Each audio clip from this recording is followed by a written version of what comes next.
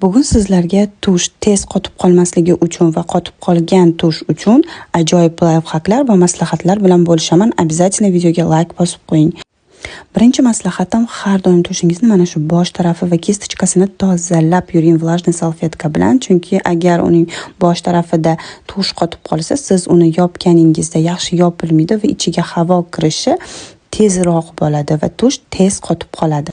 Eng tez qotib qoladigan tushlardan bittasi bu vodostoyskiy tush bo'ladi, agar bilmasanglar.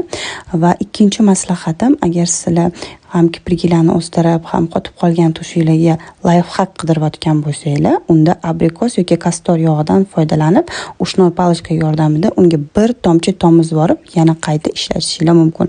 Bu birdaniga ham tushlarni qotib qolganiga, ham kipriklarni o'stirib beradi. Oxirgi layfhak bo'lsa, bu glaznoy kapla bilan bog'liq bo'lgan layfhak.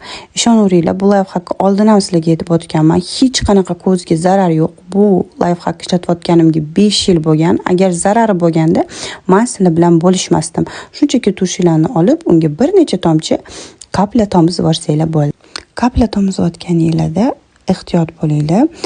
Iloji boricha kamroq kapla tomizinglar, bo'lmasam ko'p tomiz borsanglar juda ham so'yiq bo'lib ketishi mumkin.